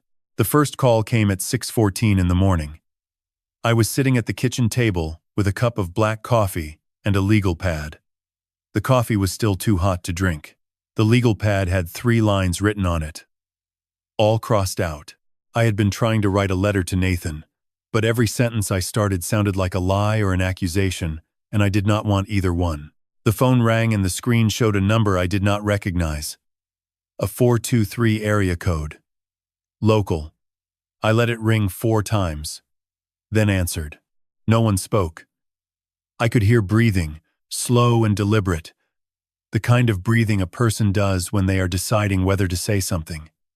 I waited 7 seconds. Then the line went dead. I set the phone down and wrote the time, the number, and the duration on the legal pad. 14 seconds. No voice. No message. I underlined the entry twice and moved the pad to the center of the table where I would not lose it. The second call came at 9:41. This time the number was blocked. I answered on the third ring and said my name. A woman's voice, young and hurried, said she was calling from East Tennessee Medical Group to confirm an appointment for Ruth Moreno on the following Tuesday. I told her Ruth had passed away. There was a pause, an apology, and the call ended. I wrote that down too. It was not suspicious. It was just the world catching up to what had already happened.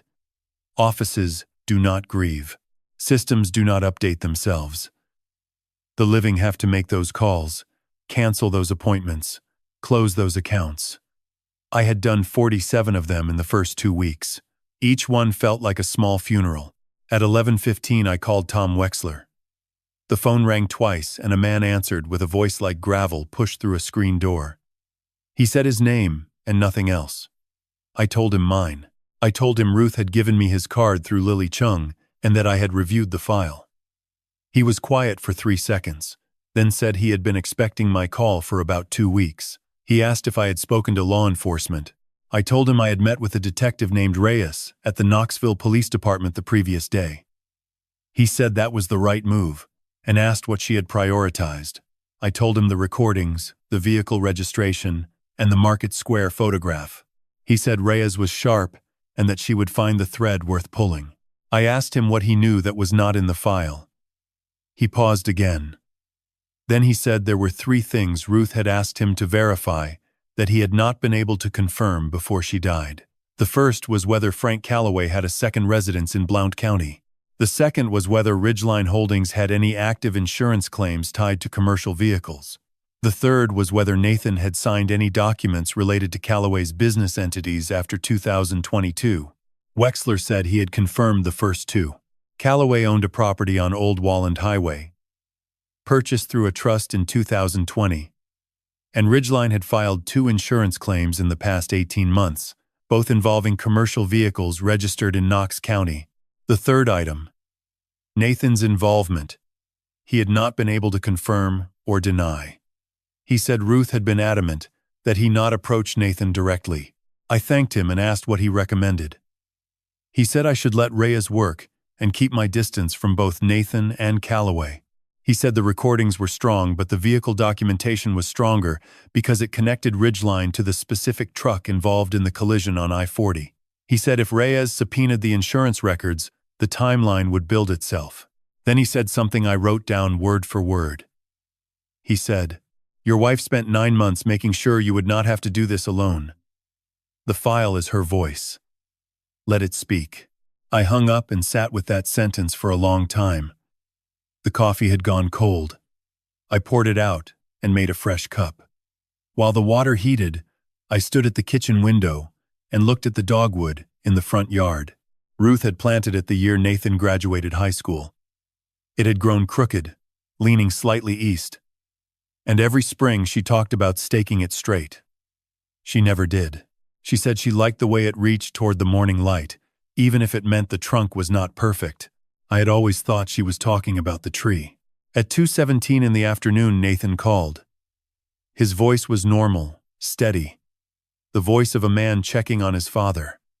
He asked if I had eaten. I told him I had toast and coffee. He said that was not enough and that he would bring dinner at 6. I said that would be fine. He asked if anything was going on. I said no, just a quiet day. He said he would see me later. I sat with the phone in my hand after he hung up. My son had called to make sure I was eating. My son, who had known the truth for 3 years and said nothing. My son, who had sat across from me at this same table and talked about weather, about Maisie's school, about whether the gutters needed cleaning, all while carrying a secret that could have burned this house to the ground. I did not know whether that was loyalty or betrayal. I did not know whether he was protecting me or protecting himself. I did not know whether the man who would arrive at 6 with a bag of groceries was the same man who had recorded Frank Calloway in a parking garage. I picked up the legal pad and turned to a fresh page. At the top, I wrote 3 words: things I know. Below that, I listed 7 items. Ruth had an affair in 1988. Nathan is not my biological son. Frank Calloway is a convicted felon. Ridgeline Holdings is connected to Ruth's accident.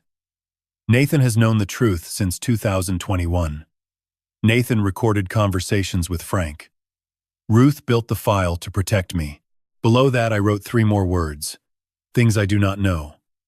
And below that I wrote 4 items: what Nathan signed, what Frank wants now, whether Nathan is in danger, whether I can forgive any of this. I closed the pad and placed it in the drawer beside the silverware. Then I set the table for 2. 2 plates, 2 glasses, 2 forks, 2 knives. I folded the napkins the way Ruth always did, in triangles, and placed them under the forks. Nathan would arrive in 3 hours. I would eat whatever he brought. I would ask about Maisie. I would not ask about Frank Calloway or Ridgeline Holdings or the notebook with his handwriting on every page. I would sit across from my son and hold every question inside my chest like a crack I had found in a load-bearing beam. You do not announce a crack like that. You document it. You measure it. You determine whether the structure can hold while you plan the repair. The table was set. The house was quiet. And somewhere in Blount County, on a piece of land purchased through a trust I had never heard of, a man named Frank Calloway was living a life built on the fractures he had put in mine. Nathan arrived at 6:03 with 2 paper bags and a gallon of sweet tea. He came through the side door the way he always did, without knocking, and set the bags on the counter beside the stove. He was wearing a gray pullover and work boots, and his hair was longer than I had seen it in months. He looked tired. Not the kind of tired that comes from a bad night of sleep, the kind that settles behind the eyes and stays. He unpacked the bags without speaking. Rotisserie chicken from the market on Kingston Pike, a container of roasted potatoes, a small tub of coleslaw, a sleeve of dinner rolls. He moved through the kitchen like he had done it 100 times, pulling plates from the cabinet, filling glasses with ice, laying out silverware beside the napkins I had already folded. He noticed the triangles. He picked one up and held it for a second, turning it in his hand, then placed it back exactly where it was. Mom used to do that, he said. I know, I said. We sat down and ate. The chicken was warm, and the potatoes had rosemary on them, the way Ruth used to make them on Sunday evenings when the weather turned cool. I did not mention that. Nathan did not either. We talked about Maisie. She had started a new project at school, a diorama of the solar system, and had insisted on painting every planet by hand instead of using printed cutouts. Nathan said she spent 40 minutes on Saturn's rings alone. I asked if they were accurate. He smiled for the first time since he walked in and said they were close enough. We talked about Claire. She had taken on a new client at the physical therapy clinic where she worked, a retired firefighter recovering from a shoulder reconstruction. Nathan said she came home sore most nights but never complained. I said that sounded like Claire. He agreed. We did not talk about Ruth.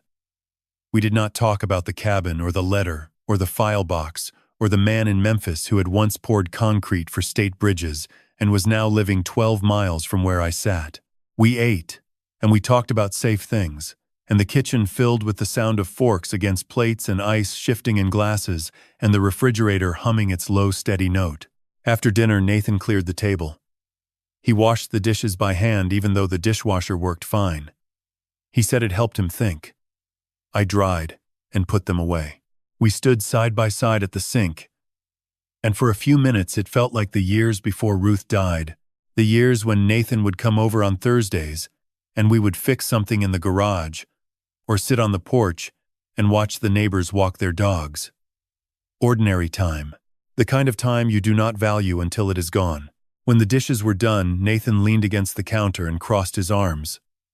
He looked at me the way he used to look at a problem on a job site, measuring something I could not see. Dad, he said, are you sleeping? Some, I said. How much is some? 4 hours. Maybe 5. He nodded slowly. He did not push. That was Nathan. He asked the question, heard the answer, and filed it somewhere behind his eyes where he kept the things he worried about. You need to eat more than toast, he said. I had chicken tonight. I mean, when I am not here. I told him I would try.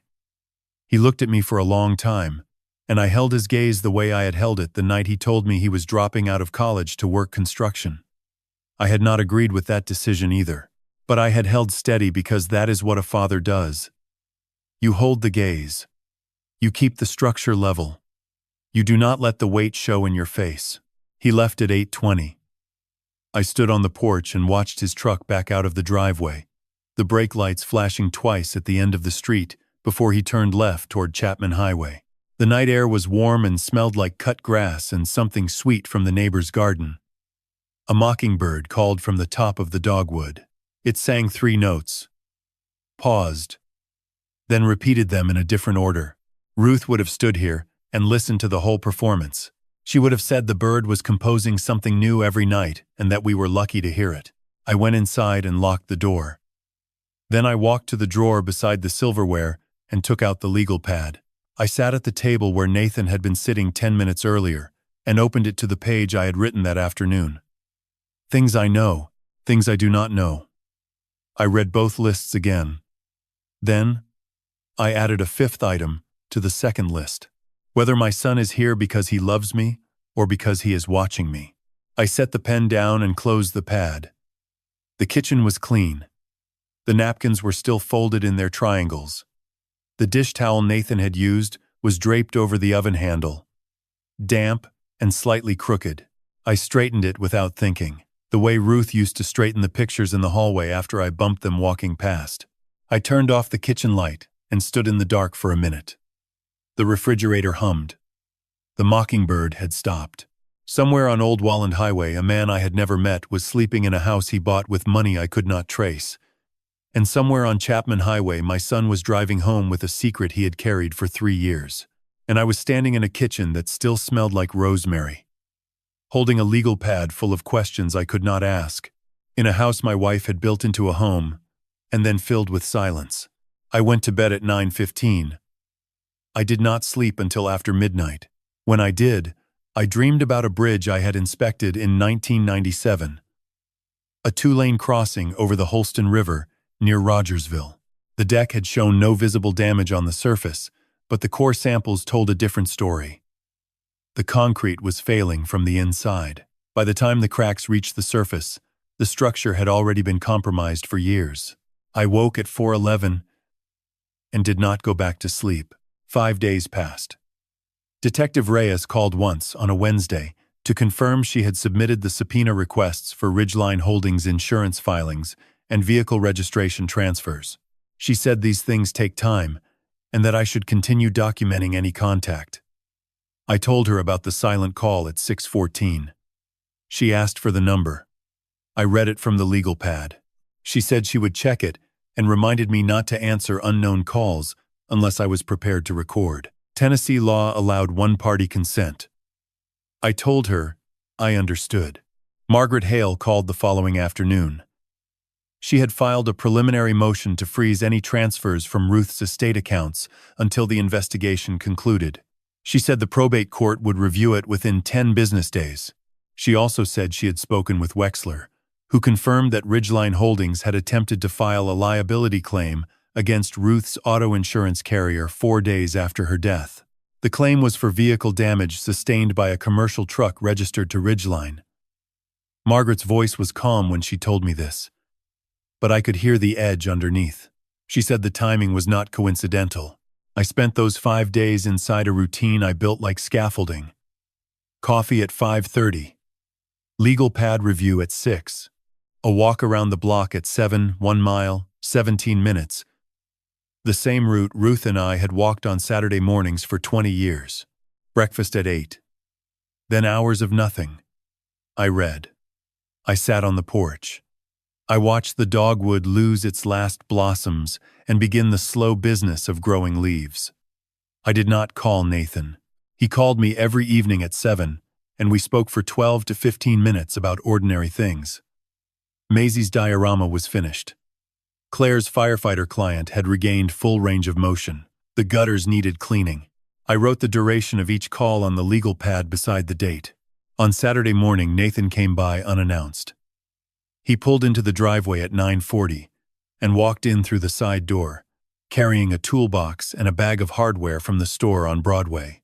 He said the porch railing had been loose for months and he wanted to fix it before someone leaned on it wrong. I told him I had not noticed.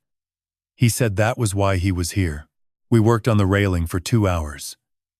He removed the old screws and replaced them with lag bolts, countersinking each one so the head sat flush with the wood.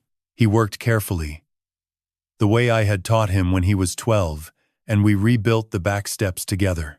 He measured twice. He checked the level.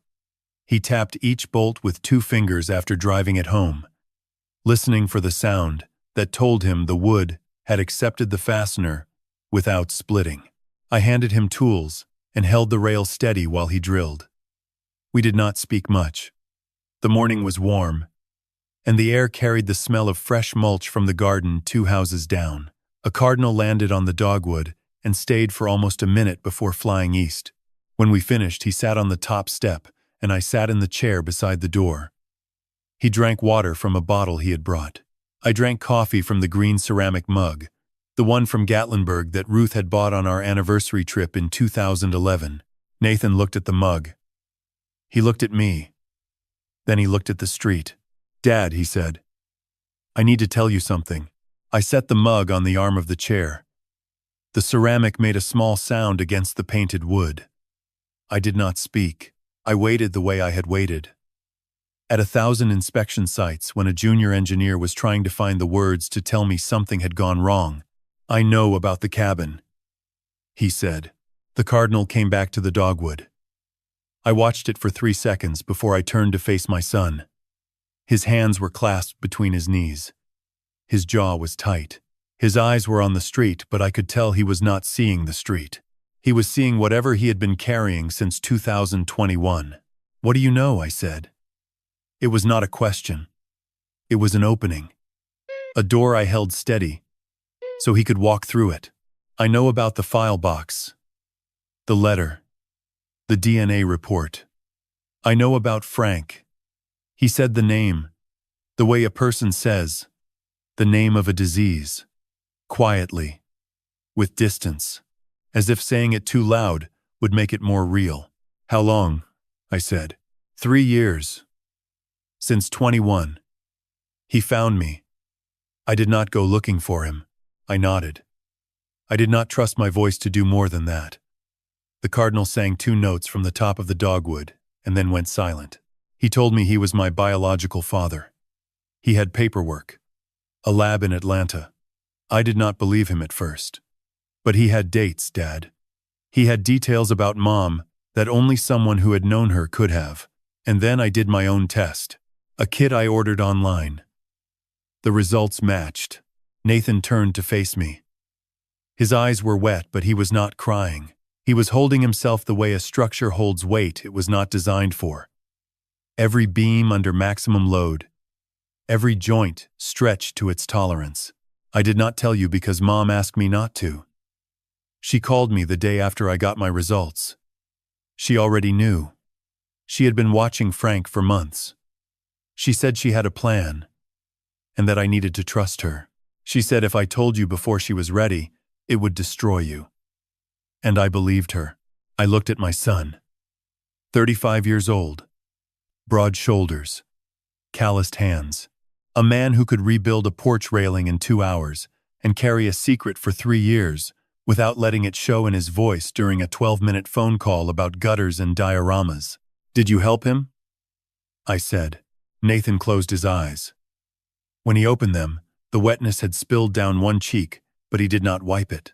Yes, he said. And no. I recorded him. Every conversation. Every meeting. I kept a ledger of every dollar he asked me to move. I never moved one. But I let him believe I would. The cardinal left the dogwood for the last time. The porch railing was solid under my hand. I gripped it and felt the lag bolts hold. Why? I said. Because Mom asked me to. Because she said the only way to stop him was to let him think he was winning. We sat on that porch for a long time after he said it. The street was empty. A lawnmower started somewhere down the block, ran for 10 minutes, then stopped. The sun moved across the yard and reached the base of the dogwood. Neither of us spoke. I was not ready to speak, and Nathan was not ready to hear whatever I might say. Finally, I asked him to tell me everything. Not the version he had rehearsed on the drive over. Not the version he had told himself at 3 a.m, when the weight of it pressed him into his mattress. I wanted the version that hurt. The one with the details he wished he could forget. He took a breath and began. Frank Calloway first contacted Nathan in March of 2021. A phone call. No introduction, no small talk. He said he was Nathan's biological father and that he could prove it. Nathan hung up. Frank called again the next day, and the day after that. On the 4th call, Nathan listened. Frank said he had a lab report from a facility in Atlanta. He said he had kept it for years, waiting for the right time. He said he did not want money. He said he wanted a relationship with his son. Nathan told me he drove to a coffee shop in Maryville and met Frank on a Tuesday afternoon. Frank was 61 then, tall, with silver hair and a handshake that lasted too long. He brought a manila envelope with the paternity report inside. Nathan read it twice, asked 3 questions, and left without finishing his coffee. He sat in his truck in the parking lot for 40 minutes. Then he drove home and told Claire everything. Claire wanted him to tell me immediately. Nathan refused. He said he needed to talk to Ruth first. He called his mother that evening. Ruth was silent for almost a full minute after he told her. Then she said 5 words. I already know about him. Ruth told Nathan that Frank had resurfaced in 2020, 1 year before contacting Nathan. He had called Ruth's office phone, the one at the nonprofit where she volunteered 3 days a week. He told her he knew about Nathan and that he intended to establish a legal relationship. Ruth hired Philip Ashford that same week. She also contacted Tom Wexler through a referral from Ashford. Within 2 months, Wexler had compiled Frank's criminal history, his network of LLCs, and his pattern of financial fraud across 3 states. Ruth's plan was precise. She told Nathan to maintain contact with Frank, answer his calls, meet him in public places, listen to his proposals, record everything. Tennessee's one-party consent law meant Nathan's recordings were admissible. Ruth told him to keep a written record of every request Frank made, every dollar amount mentioned, every name and company referenced. She told him to buy a composition notebook from the drugstore and use only that notebook. Never a computer, never a phone. Handwritten, dated, detailed. Nathan followed her instructions for 3 years. He met Frank 11 times. 8 of those meetings were recorded on his phone. The other 3 occurred before Ruth gave him the recording protocol. In the notebook, Nathan documented 14 separate requests from Frank. Wire transfers, shell company signatures, A real estate trust in Blount County. Access to Ruth's financial accounts through a joint filing Nathan would initiate after Ruth's death. Estimated total value of Frank's requests came to just over $1.4 million. Nathan never signed anything. He never transferred a cent. But he sat across from Frank Calloway in diners and parking lots, and once in the lobby of a bank in Alcoa, and nodded while a man who shared his blood asked him to betray the man who raised him. I asked Nathan how he did it. How he sat across from that man and pretended. He looked at his hands. They were still dusty from the porch railing. He said it was the hardest thing he had ever done. He said there were nights he almost called me. Nights he sat in his truck outside our house and watched the kitchen light and wanted to walk in and lay the notebook on the table and say everything. But Ruth had made him promise. She said the file had to be complete. She said Frank was patient and dangerous, and that if they moved too early, he would disappear the way he had disappeared before, and there would be no justice. Only doubt. I asked him about the recordings. He said the most important one was from October of 2023.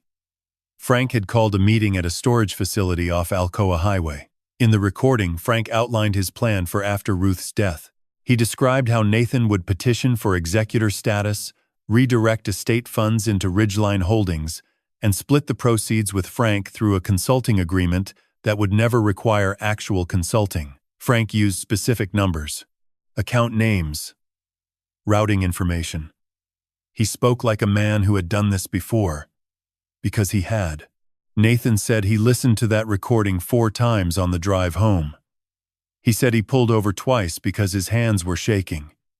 He said that was the night he understood what his mother had been building, not just a file.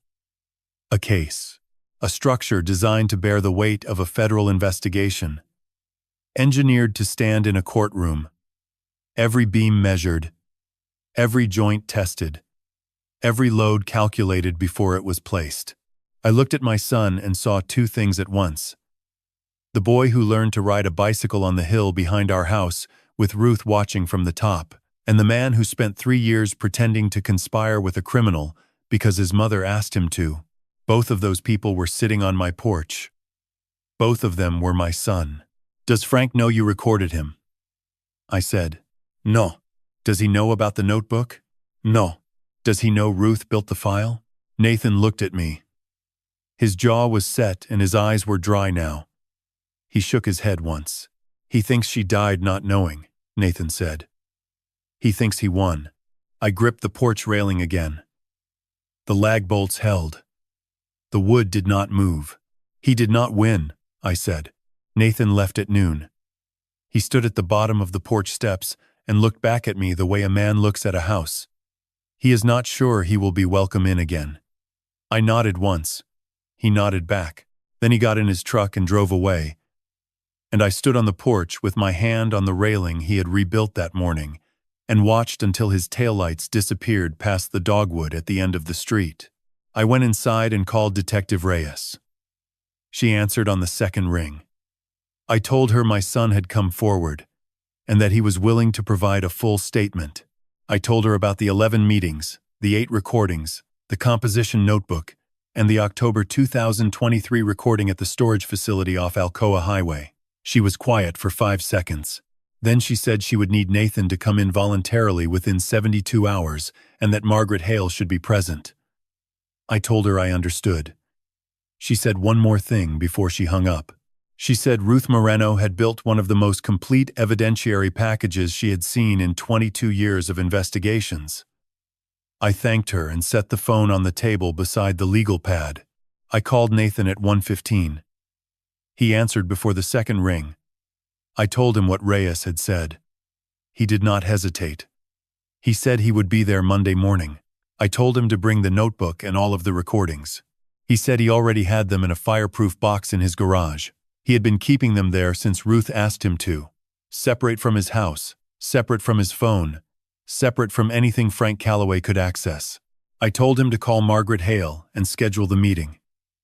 He said he would do it that afternoon. Before I hung up, I said his name. Just his name. Nathan. He waited. I said I did not understand everything yet. I said I was not sure I could forgive everything yet. But I said he was my son. And that had not changed. And it was not going to change. He did not say anything for a few seconds. Then he said, "I know, Dad." And that was enough for now. Margaret called me Monday evening after the meeting. Nathan had given his statement over 4 hours. He provided the notebook, the recordings, and a detailed timeline of every interaction with Frank Calloway from March 2021 to February 2024. Reyes had recorded the statement and entered the evidence into the case file. Margaret said the combination of Nathan's testimony, the recordings, the notebook, and Wexler's documentation gave the district attorney's office sufficient grounds to pursue charges. She expected a grand jury referral within 60 days. She also told me the probate court had approved her motion to freeze Ruth's estate accounts. No funds could be transferred, redistributed, or claimed until the investigation concluded. Ridgeline Holdings' insurance claim had been flagged and suspended. Margaret said Frank Calloway's financial position was beginning to collapse the way poorly mixed concrete collapses, slowly at first, then all at once. 3 weeks later, I received a call from Reyes. Frank Calloway had been arrested at his residence on Old Walland Highway in Blount County. The charges included fraud, conspiracy to commit financial exploitation of a decedent's estate, and 1 count of vehicular homicide pending further forensic review of the collision on I-40. He was being held on a $500,000 bond. Reyes said the recordings were the cornerstone. She said Nathan's notebook corroborated every conversation to the date and dollar. She said the case was strong. I sat on the porch that evening with a cup of coffee in the green ceramic mug from Gatlinburg. The dogwood had finished its spring show and was wearing full summer leaves, thick and green, and reaching east the way it always did. The porch railing was solid. The lag bolts held. A cardinal landed on the top branch and sang 4 notes. Paused. Then started again from the beginning. Nathan came by on Thursday with Maisie and Claire. Maisie ran up the steps and grabbed my hand and said, "Papa Bridge, I made you something." She handed me a piece of construction paper folded in half.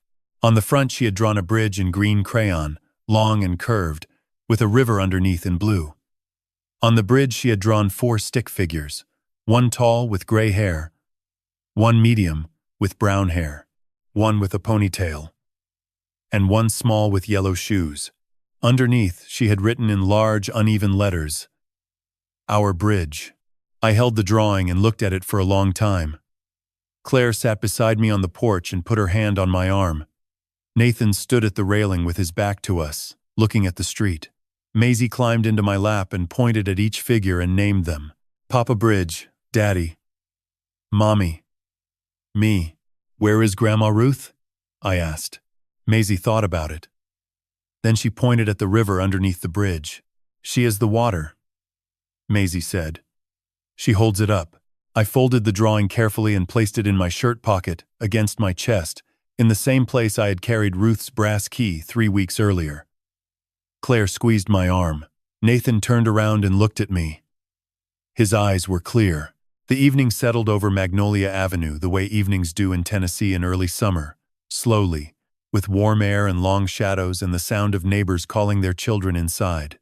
I sat on the porch with my family around me and thought about the 411 bridges I had inspected in my career. Every one of them had been built to carry weight. Every one of them had been tested by weather, by traffic, by time. The ones that lasted were not the ones that never cracked. They were the ones that were maintained. The ones where someone showed up with a flashlight and a clipboard and measured the damage and decided the structure was worth saving. Ruth had shown up. She had measured the damage. She had decided this family was worth saving. And she had left behind everything I needed to do the repair. The cardinal sang again from the dogwood. Maisie leaned against my chest. The coffee had gone cold, but I did not put it down. I held the mug and the drawing, and my granddaughter and I sat on a porch that my son had fixed with his own hands, in front of a house that my wife had made a home, and I let the evening hold all of us together the way a bridge holds the weight above the water. Some bridges carry cars. Some carry trains. This one carried a family, and it held.